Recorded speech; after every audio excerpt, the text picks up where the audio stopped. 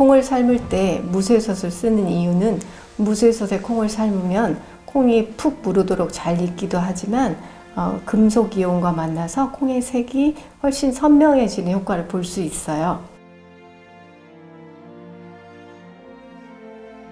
검정콩을 삶아서 예로부터 먹으면 머리에 좋다는 말이 있어요.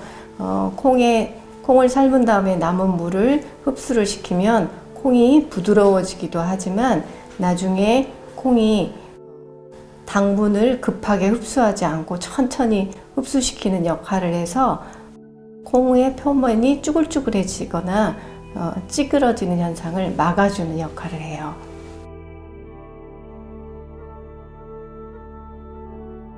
다시마는 콩에 없는 다시마만의 감칠맛을 보충해주는 역할을 하고 콩의 그 껍질이 벗겨지는 거를 방지해서 표피를 보호해주기도 하고요.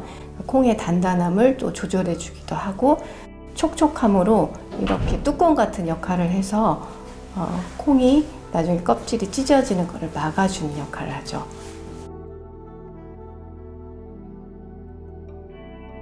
그러니까 당분이 물을 빨리 빨아내는 그 효과가 있어서 콩의 중심부에 있는 물을 빨아내서 콩이 수축되고 표피는 미처 수축이 되지 않아 가지고 나중에 콩이 딱딱하고 찌그러질 수가 있거든요. 그런 거를 막아주기 위해서 서서히 흡수하려고 나중에 넣는 거예요. 콩을 먼저 삶고서요.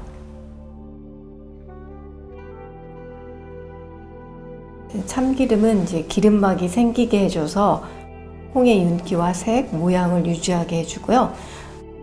참기름을 넣는 시점이 굉장히 중요하거든요. 근데 이제 간장이나 꿀과 함께 졸이기 시작할 때 넣으면은 참기름이 콩 속에 천천히 배어 들어가기 때문에 콩을 부드럽게 해주고 그 졸이는 과정에서 참기름 향이 어느 정도 날아가기 때문에 귤향, 생강향과 잘 어우러지면서 그렇게 참기름 향이 강하게 나지는 않지만 굉장히 식감을 부드럽게 해주는 역할을 합니다. 그리고 나중에 좀 더 참기름 향을 살리고 싶으면 나중에 넣어도 되는데요.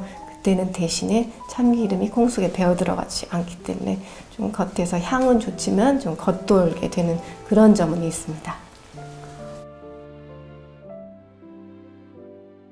검정콩과 꿀과 참기름이 이제 졸여지면서 조금 다소 맛이 느끼하게 느껴질 수 있는데 귤이라든지 생강의 그런 어떤 청신한 맛이 들어가서요. 그런 느끼함을 이제 잡아주고 그다음에 생강이나 귤 같은 거는 감귤차라고 그래서 원래 두 가지를 합해서 이렇게 차로 달여서 마시면 감기나 이제 발한을 막아주는 효과가 있어서 이게 흑두초 속에 같이 들어가서 일종의 끓여지고 있잖아요. 그러면 콩조림을 겨울철에 해서 먹었을 경우에 그 자체로도 몸에 좋은 훌륭한 반찬이 될 수 있겠죠.